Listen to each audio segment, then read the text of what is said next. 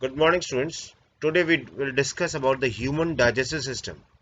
Your body performs the steps of nutrition inside a long tube coiled in some places, which is known as the alimentary canal.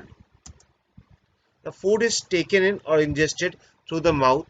The mouth has teeth, which are incisors, canines, molars, and premolars. A child has only 20 teeth, 10 in each jaw, that is upper and lower, and an adult has got 32 teeth, that is 16 in each jaw. There is a digestive juice in our mouth called saliva, which is secreted by the three pairs of salivary glands. This saliva helps in liquefying the food and also digesting the carbohydrate present in the food. There is also a muscle that helps in swallowing of the food and is known as tongue. Apart from it, it also helps in speaking. After the food is swallowed, it slides down the pharynx into the esophagus. The cover of the esophagus is covered by a flap known as epiglottis. Now, epiglottis prevents the food to go into the pharynx. The esophagus is a tube-like structure leading from the mouth to the stomach.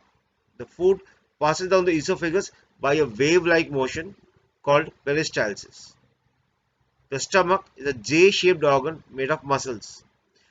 Inner line of the stomach has got hydrochloric acid, digestive juices, and mucus. The mucus prevents the wall or the inner lining of the stomach to get corroded by the HCl or hydrochloric acid. The last steps of digestion takes place in the intestine. The digestive juices are secreted over here by the walls of intestine and also the pancreas. The digestive juice secreted by the intestine are known as intestinal juice, and by the pancreas is known as pancreatic juice.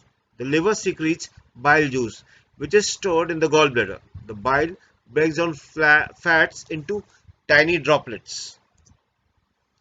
Now, absorption in the small intestine, as the digestion gets completed in the small intestine, the food also gets absorbed over here. Absorption of food occurs by thousands of finger-like projections present in the inner walls of the intestine, and they are called villi. The singular is villus.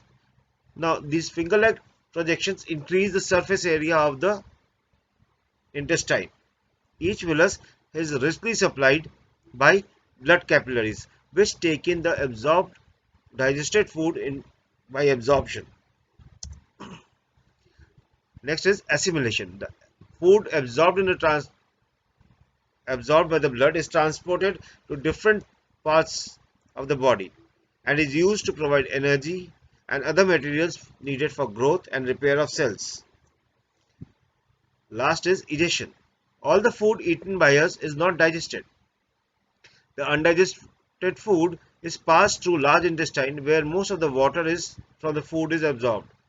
The remaining part, that is now nearly solid, passes to the rectum for temporary storage, and after some time it passes out through the anus and is known as feces.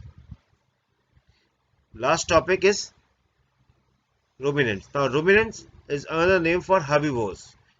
In herbivores, the food first goes after the mouth into a chamber called rumen, where it is partially digested. This partially digested food is called cud.